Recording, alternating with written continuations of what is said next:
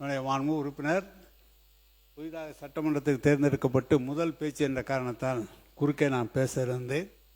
மணப்பாறை தொகுதியில் வளர்ச்சி திட்டங்கள் என்பது உங்களுக்கு தெரியும். அது பெரிய தொகுதி, இருக்கிறதே திருச்சி மாவட்டத்திலே இருக்கிற பெரிய தொகுதி. 960 ஹேம்லெட்ஸை கொண்ட பெரிய தொகுதி. 3 ஒன்றியங்கள், 2 ஒரு நகரம், பேரூராட்சி என்று விரிந்து பறந்த தொகுதி. அதிலே குடிநீர் மிக சிரமமாக இருந்த காலம். குடிநீரே இல்லை, பாதுகாக்கப்பட்ட குடிநீர். கலைஞர் அவர்கள் தான் முதல்ல 96ஆம் ஆண்டு முதலாக 100 கோடி ரூபாய் செலவிலே புதிய கூட்டு குடிநீர் திட்டம் கொண்டு வந்தார்கள். அதன் பிறகு நீங்கள் மாவட்ட மருத்துவமனை திருச்சியிலே மருத்துவக் கல்லூரி வந்த பிறகு மாவட்ட மருத்துவமனை தலைமை மருத்துவமனையாக மணப்பாறை நகரத்தை தான் தேர்ந்தெடுக்கப்பட்டு மணப்பாறையிலே மாவட்ட தலைமை மருத்துவமனை கொண்டு வரப்பட்டது.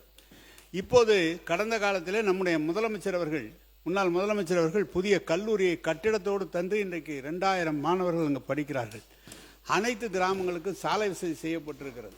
அதை காட்டிலும் இப்போது புதிதாக குடிநீர் பற்றாக்குறை என்பது 100 கோடியிலே போடப்பட்டு அது முடியாத காரணத்தால் நம்முடைய முன்னாள் முதலமைச்சர் அவர்கள் 1800 கோடி ரூபாயிலே புதிய கூட்டு குடிநீர் திட்டம் ஒன்று மணப்பாறை குளித்தரை இணைத்து ஒரு கூட்டு குடிநீர் திட்டம் நிறைவேற அதுக்காக எல்லா திட்ட அறிக்கைகளும் தயாரிக்கப்பட்டு ஜல்ஜீவனிலே அதுக்காக அனுமதி தரவில்லை.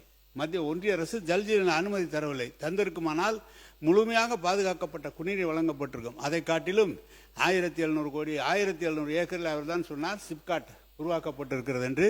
அந்த சிப்காட்டிலே கடந்த கால ஆட்சியிலே 5000 பெண்களுக்கு வேலை தருவதற்காக ஜிங்க்வின் என்ற ஒரு நிறுவனம், அமெரிக்காவுடைய நிறுவனம், அங்கு வருவதற்கான முழு கையெழுத்தும் ஆற்றப்பட்டு நிறைவேற்றப்பட்டு இருக்கிறது. எனவே எல்லா பணிகளையும் அந்த பகுதிக்கு ஒரு சின்ன அதே போல ஒரு சின்ன ஆலோசனை தான். இந்த ஜன் ஜிக்கு இதெல்லாம் கொஞ்சம் தமிழாக்கம் செய்து அதுக்கு என்ன அர்த்தம் என்பதோடு நிலைமை அரசு உருவாக்க வேண்டும் என்ற கோரிக்கை. அதுக்கு பேரே அதான். அது சிப்காட்டும் சிட்கோவும் வந்திருக்கிறது. இன்னும் சொல்ல போனால் வேலை வாய்ப்பை உருவாக்குகிற பணியும் சாலை வசதிகளும் அதே போல பேருந்துகள்லாம் முழுமையாக தரப்பட்டிருக்கு. ஏதோ ஒரு சில இடங்களில் இல்லாமல் கூட இருக்கிறாங்க. ஆனால் 960 ஹேம்லெட்ஸ் இருக்குது.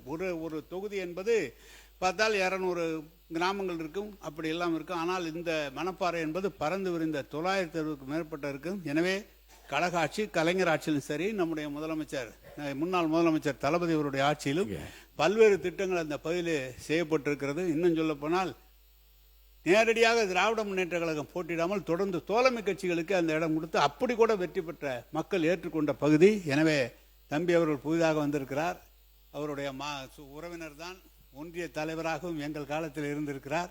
எனவே அதையெல்லாம் சொல்வதற்கில்லை, எல்லா பணிகளும் நடைபெற்று இருக்கிறது என்பதை தெரிவித்துக் கொள்கிறேன். நீங்கள் முதலமைச்சரை கேட்டு இன்னும் நல்லா செய்யுங்க. அதெல்லாம் நான்லாம் ஒன்று எல்லாம் அதுக்காக எங்களுக்கு அல்வா கொடுத்தது மட்டும் அது மட்டும் முக்கியம் இல்லை. அவங்க மாண்புமிகு தொழில்துறை அமைச்சர், மாண்புமிகு பேரவைத் தலைவர் அவர்களே, மாண்புமிகு உறுப்பினர் அவர்கள் சொன்னார் சிப்காட் அங்கே நல்ல முறையாக நடைபெற்று இருக்கிறேன். நாங்கள் சிப்காட் ரிவைவல் மிஷன் அப்படின்னு சொல்லி ஒவ்வொரு மாவட்டத்திலையும் சிப்காட்டை ஆய்வு பண்ணிகிட்ருக்கோம். அதே மாதிரி பெருந்துறையில் 26/5/2026 அன்று மாண்புமிகு சட்டமன்ற உறுப்பினர் அவர்களும் நானும் சேர்ந்து அங்கே ஒரு ஆய்வு நடத்தினோம். அவர் சொன்ன மாதிரியான எந்த விதமான பெரிய மாற்றங்கள் எதுவும் நான் பார்க்கவே இல்லை. ஏன் அப்படின்னா சொல்லிடுறேன் பேசி முடிச்சிடறேன். அதுக்கப்புறம் தொழில் பூங்கா 1097.86 ஏக்கரில் ஆரம்பிச்சிருக்காங்க. பல வருடங்கள் ஆயிருக்கு. அங்கே 4 கம்பெனி மட்டும்தான் இன்னைக்கு வர நடத்திட்டு இருக்காங்க. அதில் 32 தொழிற்சாலைகள் அமைப்பதற்கான மனைகள் இப்போ ஒதுக்கீடு செய்யப்பட்டிருக்கு. அங்கே முதலீட்டாளர்கள் கூட நம்ம ஒரு ஆய்வு நடத்தினோம். அவங்களுடைய கோரிக்கை எல்லாமே தண்ணீர் அங்கே இல்லை, ரோடு வசதி இல்லை, தெருவிளக்குகள் இல்லை, சரியான பஸ் வசதிகள் அங்கே இருக்க மக்கள் சிப்காட்டுக்கு வர முடியாத நிலைமையில தான் இன்னமும் இருந்துட்டுருக்குன்னு பல கோரிக்கைகள் வச்சாங்க.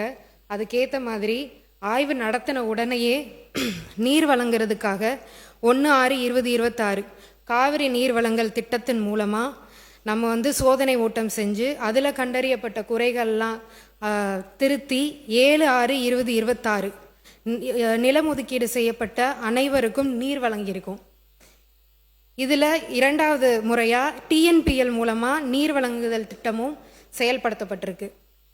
இதில் சாலை வசதி அங்கே இருக்க 2 முதலீட்டாளர்கள் வந்து கேட்டிருந்தாங்க.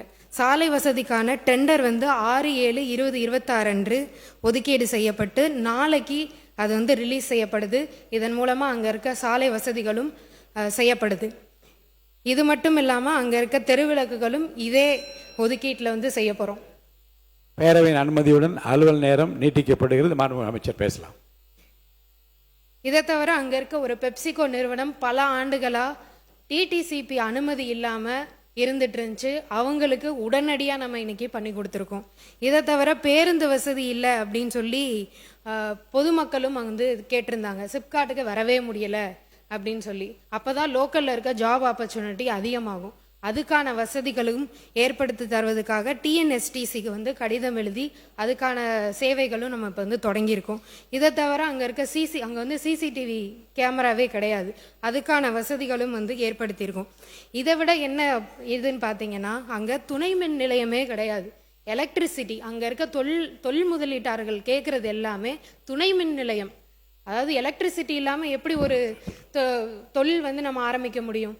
அதுக்காக தொழிற்சாலைகள் எதிர்கால மின் தேவையை கருதி 110 கிலோவாட் துணை மின் நிலையம் அமைப்பதற்கு தேவையான நிலம் அடையாளம் வந்து கணக்கெடுக்கப்பட்டு இப்போ அதுக்கான தானப்பத்திரமும் நம்ம பதிவு செய்யப்பட்டிருக்கு. இத்தனை குறைகளும் இருக்கிற ஒரு சிப்காட் அது. மணப்பாறை இது வந்து இங்கே மட்டும் கிடையாது, பல இடத்துல சிப்காட் இதே நிலைமையில தான் இருக்குது. போய் பார்த்தீங்கன்னா பொட்டல் காடாக தான் இருக்குது. நிலம் மட்டும் வாங்கி ஒதுக்கீடு வச்சுருக்காங்க. ஆனால் இங்கே தொழில்கள் எதுவுமே இன்னும் வரவே இல்லை. இங்கே இருக்க சட்டமன்ற உறுப்பினர், நம்ம தருமபுரியில் இருக்கிற சட்டமன்ற உறுப்பினர் அவர்களே வந்து அதை வந்து ஏற்றுப்பாங்க. அப்படிப்பட்ட நிலைமை இருக்குது. அதையெல்லாம் மாற்றி முதல் ஆய்வு பண்ணோம். அதுக்கான டெண்டர்களையும் விட்டு அதுக்கான வசதிகளையும் இப்போ நம்ம மாண்புமிகு முதலமைச்சர் அவர்கள் மூலமாக பண்ணிகிட்டு இருக்கோம். மாண்புமிகு உறுப்பினர் தமீமின் அன்சாரி அவர்கள். ஆனால் இல்லை இது போதும். இப்போ இது இந்த விளக்கமே இல்லை நீங்கள் இல்லைங்க என்ன செய்திகள் என்று நீங்கள் சொன்னீர்கள், என்ன நடக்கவில்லை என்று அவர் சொல்லிவிட்டது போதும். அடுத்து மாண்பு உறுப்பினர் தமீமின் அன்சாரி உட்காருங்க. மாண்பு உறுப்பினர் உட்காருங்க. மாண்பு உறுப்பினர் தமீமின் அன்சாரி பேசுங்க. போதும் பேசுங்க. குடிதண்ணீர் வந்து நம்முடைய இண்டஸ்ட்ரீஸ் மினிஸ்டர் சொன்னாங்க, குடிதண்ணீர் நாங்கள் கொண்டு வந்து கொடுத்துட்டோன்னு சொன்னாங்க. கிட்டத்தட்ட ஒரு 90 நாளையில் அவ்வளோ பெரிய திட்டத்தை நிறைவேற்றக்கூடிய நல்ல அமைச்சர் தான். ஏன்னா நாங்கள் ஏற்பாடு செய்யாமல் அந்த குடிதண்ணீர் நீங்கள் 90 நாள் அங்கே கொண்டு வந்திருக்க முடியாது. இன்னும் பொன்னண்ணையாரை பற்றி நம்முடைய அமைச்சர் சட்டமன்ற உறுப்பினர் சொன்னார். பொன்னண்ணையார் டேமை உருவாக்குனதே கலைஞர். அதுவும் காவிரியிலிருந்து கொண்டு வந்து தண்ணி கொடுக்கணும்னு சொல்றீங்க. காவிரியிலிருந்து தண்ணீர் கொடுத்தோம்னா அதனுடைய வரைபடம் பூலோக வரைபடம் பார்த்தீங்கன்னா அந்த மணப்பாறை பகுதியில் ஒரு பகுதி மட்டும் தான் தண்ணி பாயும். எல்லா இடத்துக்கும் தண்ணி போகிறதுக்கு வழி இல்லை. இதெல்லாம் கடந்த கால உண்மை. நீங்கள் வந்து 90 நாளைக்குள்ள எல்லா வசதியும் செஞ்சு கொடுத்தா ரொம்ப சந்தோஷம் தான், மகிழ்ச்சி. மாண்பு உறுப்பினர் மாண்பு அமைச்சர் பேசுறீங்களா? மாண்பு அமைச்சர். மாண்பு பேரவைத் தலைவர் அவர்களே, இதற்காக தான் நான் மறுபடியும் சொன்னேன். டிஎன்பிஎல்ல இருந்து 2வது முறையாக அந்த 2வது கட்ட நிலையாக நீர்நிலை அது மூலயமாவும் தரப்போகிறோம் அப்படின்னு நான் சொல்லியிருந்தேன். நன்றி.